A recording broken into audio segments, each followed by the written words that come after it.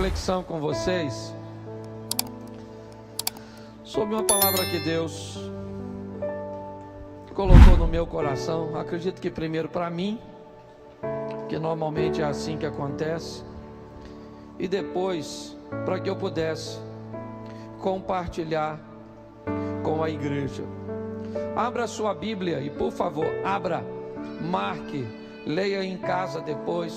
Eu vou fazer um pedido a você que tem criança nova, ok?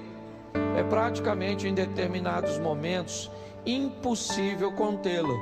Esse é um ambiente que para ela muitas vezes é desconfortável, ok? Então nós temos um berçário ali onde você pode acompanhar o culto. Ele é climatizado, é sonorizado. Então, se o seu filho se mantiver quietinho, tranquilo, mantenha ele pertinho de você. Mas se por algum motivo ele estiver desconfortável, certo? Nos acompanhe dali, porque isso ajuda bastante. Eu sou de casa, eu sou tranquilo no que diz respeito a isso, certo? Mas eu estou até dando um alerta à igreja, porque às vezes nós estamos recebendo um convidado e nem todo mundo consegue manter a concentração na hora da fala, certo? Visto que às vezes a criança está chorando ou está gritando em algumas situações, tá bom? Então nos ajude aí. Profeta Daniel, capítulo 1. Eu falei o quê?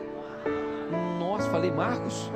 Sangue de Jesus tem poder. Nossa, minha mulher tem razão. Eu ando pensando uma coisa e falando outra. Daniel, capítulo 1, versículo 1. Daniel 1:1. No ano 3º do reinado de Jeoaquim, rei de Judá, veio Nabucodonosor, rei da Babilônia, e a sitiou. E o Senhor entregou nas suas mãos a Jeoaquim, rei de Judá, e uma parte dos utensílios da casa de Deus. E ele, volta por favor, e ele os levou para a terra de Sinar, para a casa de seu Deus, e pôs os utensílios na casa do tesouro do seu Deus. E disse o rei a Aspenaz, chefe dos eunucos, que trouxesse alguns dos filhos de Israel da linhagem real e dos nobres, jovens em que não houvesse defeito algum, formosos de aparência, instruídos em toda a sabedoria e sábios em ciência e entendimento no conhecimento, e que tivesse habilidades para viver no palácio do rei, a fim de que fosse ensinado na letra e na língua dos caldeus. Feche os seus olhos.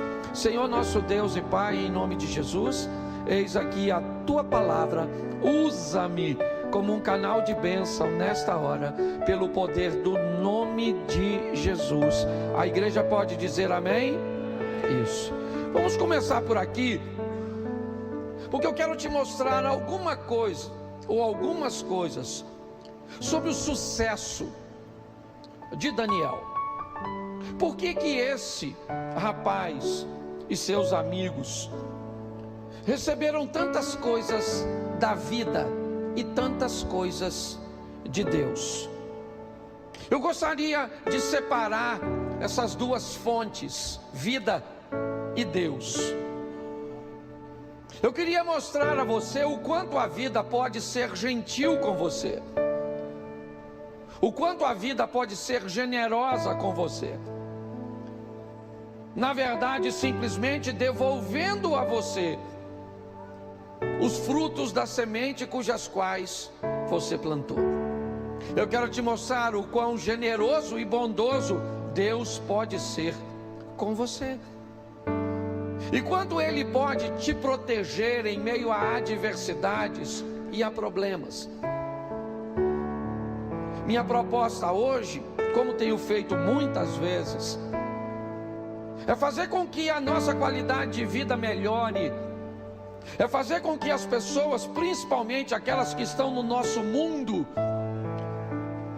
aquele mundo depois do culto, para onde nós temos que voltar, o ambiente cujo qual nós estamos inseridos, as pessoas que se interessam por aquilo que nós estamos vivendo, mesmo que não esbocem publicamente ou verbalmente esse interesse.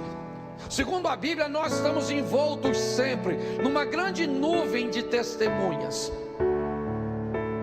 E quanto melhor for o nosso testemunho, quanto mais bem-sucedida e vitoriosa seja a nossa vida, em meio às imperfeições, em meio às crises, às perseguições e tantas coisas que nós sabemos que não podemos ignorar e que são reais, mas você pode ter certeza que você tem irmãos te olhando, você tem cunhados te olhando, você tem primos te olhando, você tem amigos de trabalho te olhando, você tem irmãos na igreja te olhando, você tem vizinhos te olhando, tem pessoas observando sua vida.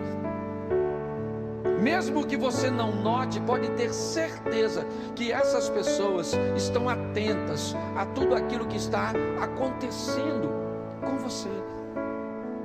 Primeiro, para saber como está a sua vida, e muitas vezes criar um ambiente comparativo entre a dele e a sua. Isso é perfeitamente normal. Mas principalmente para descobrir se há alguma vantagem em servir esse Deus que você serve, em andar com esse Deus que nós andamos. A vida pode ser altamente generosa com você. E se no ambiente de perseguição e de lutas você sofrer, pode ter certeza que Deus, e eu vou te mostrar isso no texto, sai em seu socorro, sai em sua defesa. Eu vou dar um testemunho para você rapidinho da igreja. Nós tivemos há um tempo atrás a perda de alguém muito precioso e que nos abençoou muito neste lugar. Um senhor de quase 100 anos, chamado Joaquim Bem-vindo. Um homem muito antigo nessa localidade. Quem mora aqui talvez o tenha conhecido. Um homem extremamente generoso. Ele era o dono do espaço do nosso estacionamento. Ele veio falecer, e com o falecimento de seu Joaquim, a sua propriedade foi dividida entre os filhos. E na época então os filhos já me chamaram e disseram: pastor, precisamos explicar algo com o Senhor, ao Senhor. Nós vamos cumprir o contrato de locação do estacionamento, mas nós não temos o interesse de renová-lo. Assim que o contrato encerrar, nós precisamos do terreno. E louvado seja Deus por isso. Foram muito bons conosco todos esses anos e não temos nada do que reclamar. Mas a igreja, a partir do dia 1º de julho, não pode mais estacionar o carro lá. Nós temos os adolescentes que funcionam lá. Nós temos a oficina da alma, que também funciona lá. Mas o pior do que tudo isso, nós temos lá, num ambiente, às vezes de muita necessidade, a possibilidade de colocar quase 120 carros. 140 carros. E aí quando eu recebi essa notícia, porque eu não me atentei que era 1º de julho já, e passa rápido, Quando aconteceu, eu falei: e agora? Como é que vai ser? E aí Deus proveu um novo espaço, certo? Já não vou falar onde é, mas vocês vão ver daqui uns dias. Já está sendo limpo, preparado e tudo, e glória a Deus. Mas se você olhar aqui ao redor, não tem. Mas Deus já sabia que tinha. Então é importante nós entendermos que a vida, muitas vezes, no quesito normal, ela trará consigo dificuldades, demandas, obstáculos, mas Deus está onde sempre esteve, no controle de todas as coisas, e nunca esqueça disso. A Bíblia diz que todas as coisas cooperam para o bem daqueles que amam a Então, querido, o texto em que lemos fala da história de Jeoaquim, rei de Judá, o reino do sul de Israel. Ele é filho de Josias. Ele já havia sido subjugado pelo Egito, e agora Nabucodonosor vence, né, a estrutura, ou todo o domínio egípcio, e subjuga também Jeoaquim, que não tinha poder nenhum, já tinha sido vencido por Neco, e agora então ele é subjugado por Nabucodonosor. Ele não tem muito o que oferecer. Então nós lemos o texto: no ano 3º do reinado de Jeoaquim, rei de Judá, Nabucodonosor, rei da Babilônia, veio a Jerusalém e a assediou. Eu não sei se você reparou, mas coloca o versículo 2, porque ele é muito importante nós notarmos. E o Senhor entregou nas suas mãos a Jeoaquim, rei de Judá. Quem é que entregou Jeoaquim? Quem foi que entregou? O Senhor. O Senhor está usando mais uma vez alguém para disciplinar seu povo. Aprenda que Deus utiliza esse ambiente didático para nos ensinar. É muito comum ele usar nações estrangeiras, inimigos, e dar condições a estes inimigos, muitas vezes em menor número, uma nação idólatra, a vencer o povo que adora ao Deus verdadeiro. Mas quando Deus é com o povo, ele diz: pode mandar os ministros de louvor na frente cantando, que vocês vão ganhar. Porque Deus sempre quis mostrar que a vitória de seu povo está nele e não na força do nosso braço. Essa é a verdade. Nabucodonosor, deixa o texto na tela, por favor. Nabucodonosor recebeu autorização de Deus, e ele entregou nas mãos de Nabucodonosor, o rei de Judá, e preste atenção, eu gosto dessa expressão, uma parte só dos utensílios. Porque era tudo valioso. Por que ele não levou tudo?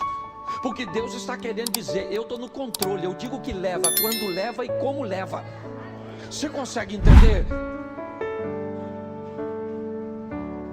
Nesse ambiente vivem inúmeras pessoas, centenas e milhares de pessoas estão vivendo em Judá. A crise chega para todos, mas algumas pessoas vão se destacar, e algumas se destacar e muito. E é isso que eu quero mostrar. Não é novidade para ninguém que nos últimos 5 anos estamos enfrentando um ambiente de crise muito grande. E também acredito que não é novidade nenhuma para nenhum de nós, de que, ao que tudo indica, essa crise vai se intensificar. Então pessoas fracas, frágeis, superficiais, elas não vão sobreviver. E eu quero chamar a sua atenção para a sabedoria desse cara. É isso. Porque é isso que a vida vai exigir de mim e de você. Não é apenas força, porque a pressão vai ser grande sobre nossa família, sobre nossos recursos financeiros, sobre nossas igrejas. E muito mais do que fortes, nós precisaremos da sabedoria de Deus e de sua cobertura. O texto diz que ele vai levar para a terra de Siná uma parte desses utensílios, o restante fica. E esses utensílios vão para a casa do Deus de Nabucodonosor. Até aí está tudo certo. Só que o texto começa a dizer quem vai. E na hora de dizer quem vai, eu não sei se você reparou, mas coloca para mim, por favor. Pode colocar o texto seguinte, se não for a gente vai acelerando, vai lá, o próximo 4. Isso, repita comigo: jovens, em que não houvesse defeito algum, formosos de aparência instruídos em toda sabedoria, sábio em ciência, entendidos no conhecimento, e que tivesse habilidade para viver no palácio do rei. Defeito algum. Vamos imaginar que essa expressão está sendo dita sobre defeitos físicos. Dependia deles, sim ou não? Não. Não dependia. Formoso de aparência. Dependia deles? Também não. Como é que você vai fazer? Às vezes a massa na viagem, uns irmãos, vem esquisitinho. Pois é. Então eu queria que você entendesse que no início nós temos dois adjetivos ou duas coisas que esses jovens precisam ter, que na verdade não depende muito deles. Mas o restante, tudo depende deles.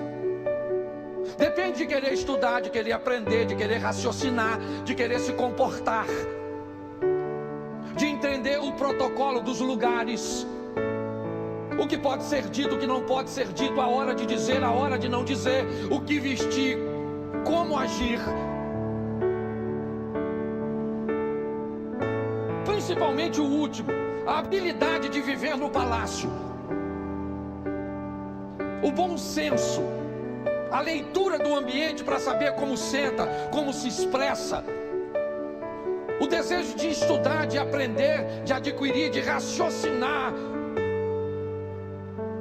Eu queria que você parasse para pensar nisso, porque senão você vai começar a achar que Daniel é um homem que viveu tudo aquilo simplesmente porque Deus era com ele. E não é. Eu vou mostrar a você que muitas coisas na caminhada, quem fez diferença foi Deus na vida dele. Mas se você deseja vencer, é importante você entender que muito dessa vitória, muito que a vida está pronta para te devolver, depende do que você está enviando para lá. Ele vai, porque há um processo de seleção. Porque Nabucodonosor é alguém que sabe algumas coisas, e talvez por isso, tenha sido quem foi um dos maiores. Nabucodonosor sabe que ele não era capaz ou não seria capaz de resolver tudo. Mas ele também sabia que em algum lugar tinha alguém que era capaz de resolver o que ele não era capaz. Então o que ele quer é selecionar pessoas que sejam capazes de resolver problemas que ele não é capaz de resolver. Ele é bom, mas ele não é bom em tudo e não tem tempo para resolver tudo. Então ele cria um processo seletivo, dizendo quem é que ele quer nos corredores de seu palácio, sentado à sua mesa, comendo com ele, lhe servindo de conselheiro. Ele cria um processo seletivo, jovens, sem defeito, boa aparência, entendidos, instruídos, aptos para estar no palácio. Você já pensou que em muitos lugares que você gostaria de estar, você não está, e o culpado de você não estar é você?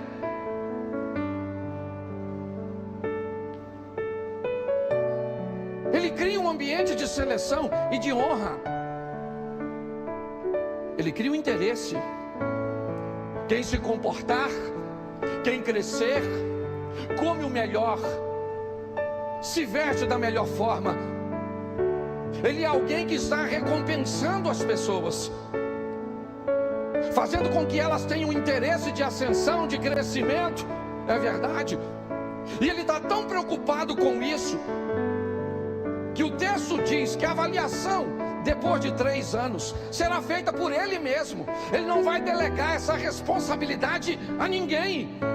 Ele está criando um ambiente de seleção, porque ele quer tirar deste ambiente as melhores pessoas, que sejam capazes de fazer por ele ou no império dele o que poucos conseguiriam fazer. E desse ambiente se destacam 4 rapazes. E a maneira que eles vão se comportar é isso que eu queria que você olhasse comigo, né? Com um pouquinho mais de cuidado. Daniel 2:10. Eu vou te dar bastante texto, esse culto é rápido, eu não posso falar muito de todos, mas 2:10. Responderam os caldeus na presença do rei e disseram: não há ninguém, diga, não há ninguém, isso, sobre a terra que possa declarar a palavra ao rei, pois nenhum rei há, senhor ou dominador, que requeira coisas semelhantes de algum mago ou astrólogo, ou, preste atenção, o rei tem um problema. Ele tem um problema. E nesse problema não há ninguém. O texto diz: não tem ninguém, nenhum rei jamais pediu isso de alguém. Não faz sentido isso. E ele fica nervoso. Nabucodonosor diz: não, que não tem o que, tem que ter. Eu recrutei os melhores, eu separei os melhores, eu não chamei para estar perto de mim qualquer um, não. Se não interpretar, se não me dar o discernimento, eu vou matar todos vocês. Vai ser assim. Eu criei um processo seletivo muito rigoroso. Se você vê ele citando o verso 8, volta para o 8. Ele teve o sonho, ficou perturbado com o sonho, quer que alguém interprete, mas ele diz: respondendo o rei disse: percebo muito bem que vós quereis ganhar tempo, porque vedes que o que eu sonhei me tem escapado. Preste atenção. Lendo isso diversas vezes, me parece que Nabucodonosor sabia o que sonhou, mas ele estava tão incomodado com a situação que ele disse: eu preciso de uma resposta divina. Então eu não vou contar meu sonho, para eu saber e ter a garantia. Tanto é que ele diz: vocês estão me enrolando, eu não vou falar para vocês o que eu sonhei, me escapou. Mas eu quero que vocês me digam. Me diga aí. E eles dizem: ninguém pode fazer isso. Ninguém. Ele disse: então, se ninguém responde, eu vou mandar matar todo mundo. Pronto, sai aí, Airoque. Vai lá e pega todo mundo que é sábiozinho, anda comendo a minha comidinha, sentando na mesinha. E ó, vão matar todo mundo. E aí quem é que está lá para morrer? O Daniel. E aí eu queria que você prestasse atenção no que ele vai fazer a partir de agora. E principalmente você que é bom, principalmente você que é habilidoso, tem mais habilidade de fazer, realizar e resolver. Preste atenção no que esse cara foi capaz de fazer. Vamos lá, capítulo 2, verso 14. 2:14. Então Daniel falou avisada e prudentemente a Airoque, capitão da guarda do rei, que tinha saído para matar os sábios da Babilônia. Vamos lá. Respondeu e disse a Airoque, encarregado do rei: por que se apressa tanto o mandato da parte do rei? Então Airoque explicou o caso a Daniel. Verso 16. Daniel entrou e pediu ao rei que lhe desse tempo para que pudesse dar a interpretar. Preste atenção. Preste atenção no que ele vai fazer a partir de agora. Nabucodonosor quer uma resposta. Ele está se sentindo enrolado. Ele quer algo imediato. Daniel então chama o capitão da guarda, Airoque, e de uma forma muito cautelosa, prudente, Provavelmente a palavra avisada, certo? Tem a ver no conselho que ele vai fazer com seus amigos, e ele consulta a sua equipe, e eu já vou mostrar isso a você. Mas ele consegue uma audiência com Nabucodonosor e diz a Nabucodonosor: peraí, cara, o que você pediu é algo muito difícil. Nós precisamos de um tempo. Não é uma coisa simples o que você pediu para que seja feito. Note que ele está fazendo a mesma coisa que os outros buscavam fazer, ganhar tempo, sim ou não? Só que de uma forma diferente. A acusação que Nabucodonosor fez aos outros não está fazendo, porque ele está levando as coisas a sério. Ele diz: calma, nos dê um tempo, certo? Para que nós consigamos te dar a interpretação, porque não é só a interpretação, nós precisamos saber o que você sonhou. E ainda, versículo de número 17. Então Daniel foi para sua casa e fez saber o caso a Ananias, Misael e Azarias, seus companheiros. Verso 18: para que pedissem misericórdia a Deus. Preste atenção, porque eles agora estão diante de algo que a sabedoria deles não consegue alcançar, que a ciência não consegue ir. Eles estão diante de algo impossível de que alguém se resolva. Então ele chama seus amigos, reúne sua equipe e diz: agora é a hora de falar com Deus, de orarmos, de buscarmos em Deus, porque a solução para isso não está em nós, está em Deus. E Deus, Deus dos céus, sob esse segredo, a fim de que Daniel e seus companheiros não perecessem com o resto dos sábios da Babilônia. Mas ele tem um problema, queridos. Sabe qual é? É que ninguém conseguiu resolver a Bíblia. Entenda uma coisa, Sidney: quando você é capaz de resolver algo que ninguém pode resolver, isso vai ser fantástico, sim ou não? Mas vai ser terrível para você, porque o grupo de inimizade que você vai arrumar, de gente que vai ficar com raiva e com inveja de você ter resolvido. Até para você resolver problema, você tem que ter habilidade para resolver, porque senão você fica mal visto por muita gente que vai detestar a capacidade que você desenvolveu, e desenvolveu por mérito seu, ou pela bênção de Deus também na sua vida. Ele está agora, ele pediu um tempo, e está todo mundo de olho nele. Todo mundo está de olho nesse cara. Se ele não resolve, morre. Se ele resolve, arruma um monte de inimigo. Isso é em qualquer instância, gente. É assim que funciona. E ele vai lá e descobre, sim ou não? Depois você lê, que eu não tenho tempo para falar tudo. Tá certo? Mas assim que ele descobre, olha o que ele faz, sabe? No verso 27 do capítulo 2. Bota aí. 2:27. Respondeu Daniel à presença do... Ele está conversando com Nabucodonosor, sim ou não? Olha o que ele fala para o Nabucodonosor. O segredo que o rei requer, nem sábios, nem astrólogos, nem magos, nem adivinhos podem descobrir algo.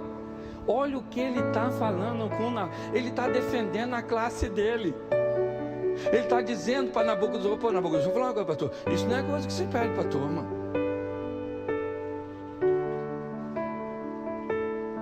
Ele está dizendo: o que você pediu para os caras, não é que os caras sejam ruins, os caras são, mas você pediu deles o que eles não podem. Isso. O que ele está ganhando agora? A simpatia da turma. Ele não está chegando lá dizendo que ele é o bom, que ele resolve tudo, que ele é o cara que Deus usa, não. Ele está dizendo: olha, o rei, o segredo que você está pedindo, ninguém consegue Gente, em algumas traduções, esse cara aqui, o Daniel, era chamado na Babilônia como mestre dos magos. Dá para fazer um paralelo até com a caverna do dragão. Você pensa na turma que não gostava dele? Os caras já estavam lá, foram professor dele, e agora ele é chamado de mestre dos mestres, mestre dos magos. E pior, ele está conversando com Nabucodonosor, e ele acaba de falar para o Nabucodonosor que o que Nabucodonosor pediu dos astrólogos não deveria ter pedido. Ou seja, ele só trocou de inimigo. Ele acabou de fazer uma crítica ao rei. Sim ou não? Quando ele diz, olha, o que você está pedindo para os caras está errado, porque eles não podem resolver. Sim ou não? Isso. Limpando sua barra com os astrólogos, aquela turma, mas aparentemente sujando com o rei. Verso 28. Mas existe um Deus nu que revela os... E ele fez o quê? Mostrou ao Nabucodonosor o que acontecerá no... Esse cara para mim é fantástico. Olha como ele levanta a moral do Nabucodonosor. Ele falou, Nabuco, escuta só. O sonho que tu teve é Deus falando contigo. É outra esfera, é prateleira de cima. Entendeu? Ele pega a moral do cara. Eu gosto da habilidade que esse cara tem para lidar. Ele está eliminando suas inimizades, criando um ambiente onde ele possa, porque presta atenção, se ele não morre naquela ocasião, ele pode morrer depois numa conspiração, como vai acontecer no ambiente persa. Você pode crescer, expandir, conquistar espaço, ser um vencedor, ser sábio, cheio de Deus, e não precisa ter inimigo. Basta que você seja sábio. Criando um ambiente sadio, onde você possa sobreviver, mesmo sendo alguém com uma capacidade diferente. Nesta fala do verso 28, ele torna Nabucodonosor o homem mais importante. Pegou a moral do cara e jogou lá para cima, defendeu sua classe, exaltou o rei. E no verso 30 ele diz o seguinte: quanto a mim, preste atenção, ele já defendeu os camaradas, ele já colocou Nabucodonosor no posicionamento de honra, e ele diz, quanto a mim, esse mistério não me foi revelado porque eu tenha mais sabedoria do que os outros homens.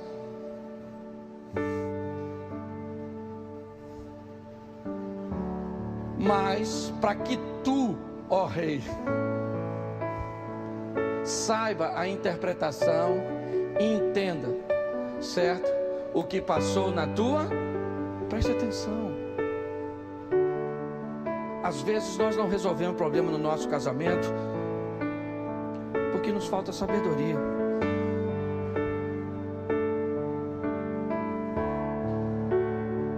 Grande parte das coisas que são expostas a nós temos condições de resolver. Todas as vezes que você achar que as pessoas que estão ao seu redor, ou que o ambiente que você está é extremamente hostil, é porque a vida sabe coisas a seu respeito que você não sabe. Se você está envolto em meio a pessoas desafiadoras, são invejosos, são perseguidores, são caluniadores, é esse tipo? São rixosos, provocadores, é isso? Por que você está envolto no meio de tanta gente assim? Porque provavelmente a vida está querendo te dizer, você é capaz de aprender a viver com todo tipo de gente e ser alguém extremamente sábio.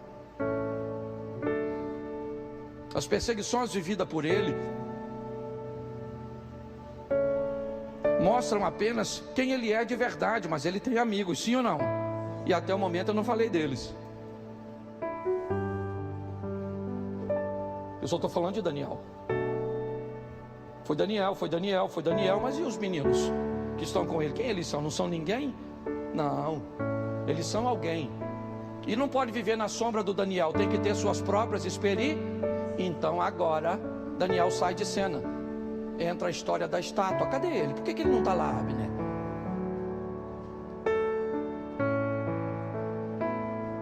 A Bíblia está querendo dizer agora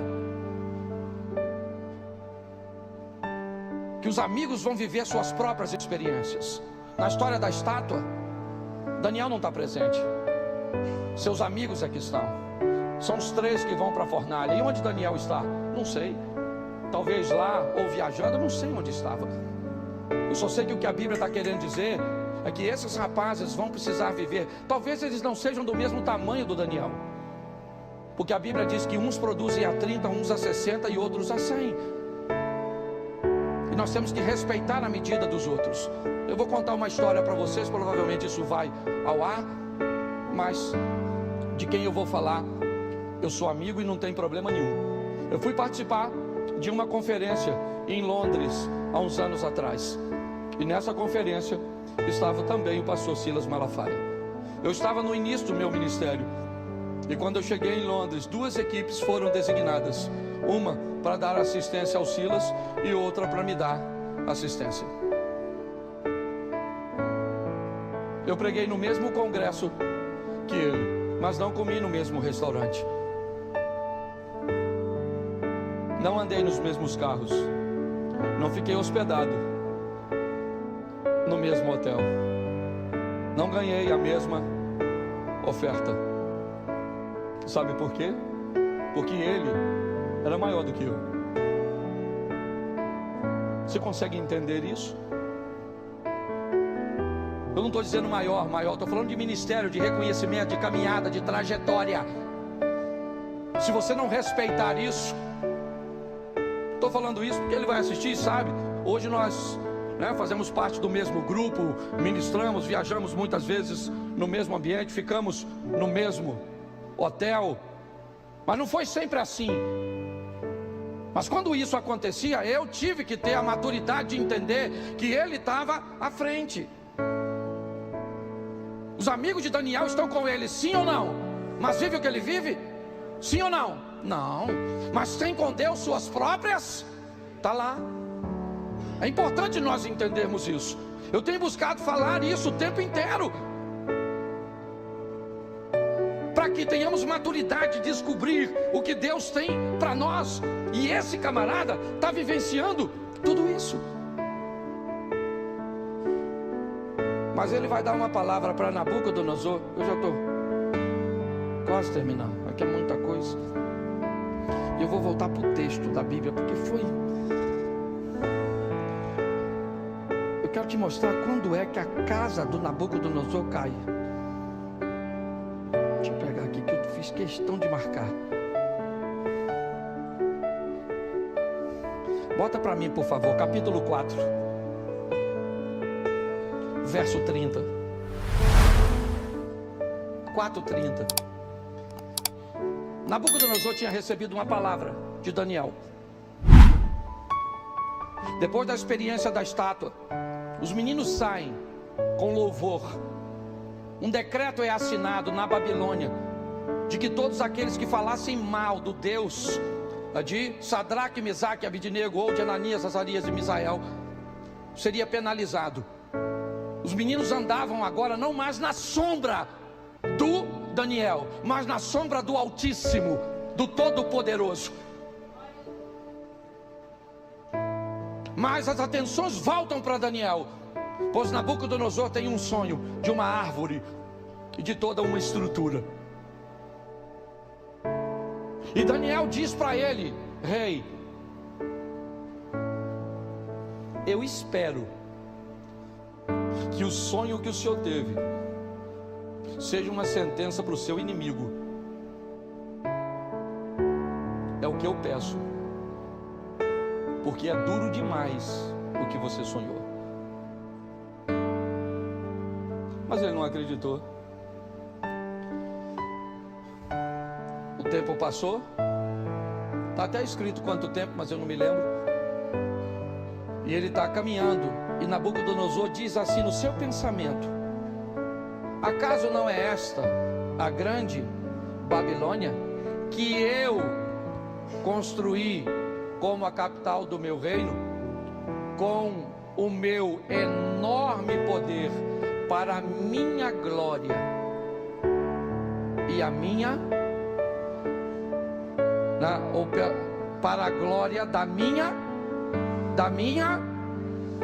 acaso não é essa grande Babilônia que eu construí como a capital do meu reino, com o meu enorme poder e para a glória da minha majestade? Verso 31. As palavras ainda estavam nos seus lábios, quando veio do céu uma voz e disse: é isto que está decretado quanto a você, rei Nabucodonosor. Sua autoridade real acabou. Vou falar uma coisa para você aqui, que você vai encontrar na maioria dos personagens bíblicos. A hora que Deus diz basta, chega, acabou, acabou Sansão, acabou Adão, acabou Davi, acabou, chega. Moisés, acabou. Samuel, acabou Saul, acabou. Cuidado, porque Deus não é bobo. Ele é misericordioso. Presta atenção, aqui acabou. Esse cara vai se converter. Lê a história dele e ele se converte. Ele só esqueceu de uma coisa preciosa: ensinar seu filho a lição. Mas ele se converte. Ele vira um bicho, literalmente um bicho. E num determinado momento a consciência dele volta. Ele volta de ministro. Ele reconhece quem é Deus. Está tudo escrito. Mas o tempo passa.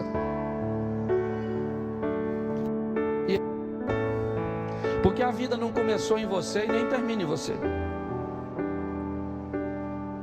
Essa é uma grande verdade. Sua história não começou em você. E ela também não vai terminar em você. Quando nós olhamos a próxima fase agora, numa festa, bota para mim, deixa eu ver aqui, capítulo 4 ou 5, me ajude aí. A festa do filho de Nabucodonosor. 5:1, já vou terminar. Só vou te mostrar uma repetição. Certa vez o rei Belsazar, filho de Nabucodonosor, que já morreu, deu um banquete para 1000 dos seus nobres. E com eles bebeu muito, presta atenção, muito vinho. Bebeu muito vinho, vai fazer besteira. É assim que funciona. Por isso que nós falamos, ó, longe do álcool. Ok? O álcool te leva para perto do Satanás. E Satanás te dá a bala, mas toma o doce. Bota aí. Enquanto Belsazar bebia o vinho, aconteceu alguma coisa? Sim ou não? Não, Deus está tolerando a manguaça. Está manguaçando, mas está tudo jóia.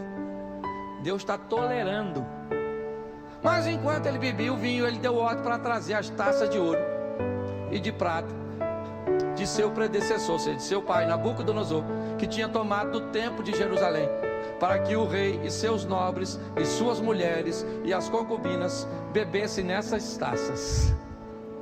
Tá certo? Deu ordem, vou trazer tudinho, vão beber tudinho, tá tudo certinho. Verso 3. Então trouxeram as taças de ouro, que tinham sido tomadas do templo de Deus em Jerusalém. E os reis e os nobres, as suas mulheres e as suas concubinas beberam nas taças. Sim ou não? Isso, agora bota 3.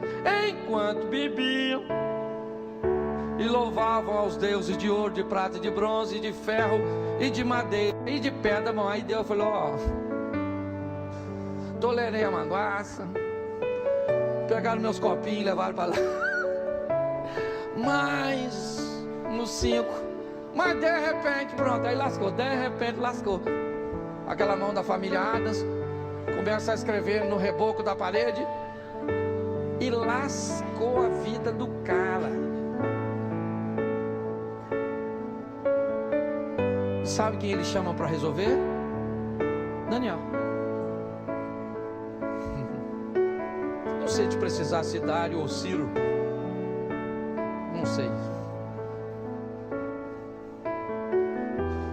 Eu sei que o Império Medo tinha dominado os persas romperam o domínio, venceram, né, o povo da Média, aquela turma que tinha vindo da Baixa Rússia, e agora eles dominam. E para mim, Ciro,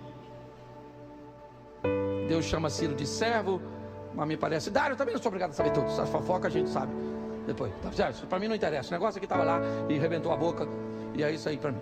Presta atenção. O tal do Império Persa entrou, matou o Belsazar, e pasme você, o Daniel ficou no topo. No topo. O império mudou, Alex, e o cara está lá em cima, porque era qualificado, sábio, e Deus era com ele. Está vindo um novo tempo da igreja. Não vai dar mais para falar assim: demônio, eu te repreendo. Não vai poder falar, porque demônio é uma entidade do satanismo, e se você repreender o demônio, é intolerância religiosa. Não tem pomba gira, não tem pomba quadrada, não tem pomba mais nada, não vai poder falar mais nada, não vai poder falar nada. E aí eu estava falando com Deus: se nós não vamos poder falar nada, o que é que nós vamos falar? Falou, olha o que Deus falou comigo: meu filho, para de repreender essas coisas, ministra o Espírito Santo, que ele expulsa tudo. Então agora nós vamos parar, ao invés de expulsar a turma por nome. Quem é você? Beelzebul, Satanás, pombagira, você é Zepilito. Não interessa quem você é, Espírito Santo. É porque o bagulho está ficando doido. Nós temos que ter sabedoria. Isso, discernimento. Esse cara deu uma aula, sabe, pelo menos para mim, não sei se eu consegui passar para você. Você sair daqui, ó, e você sabe, na sua casa, no seu casamento, com seus filhos, com a sua sogra, pensa, com quem te deve, com quem você deve, o seu chefe, com quem está acima, com quem está abaixo, com quem tem menos condições que você, que tem uma raiva de você desgraçada, que você resolve coisas que ele não resolve.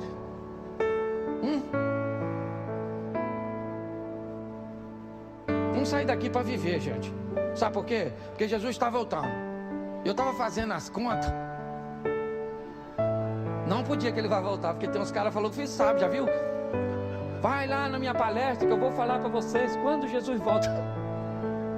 Mas ele falou que ele não sabia, só Deus. Nossa, eu acho que a palestra vai ser com Deus. Tem gente muito doida, fuma alguma coisa. Não deve ser, se Deus fala.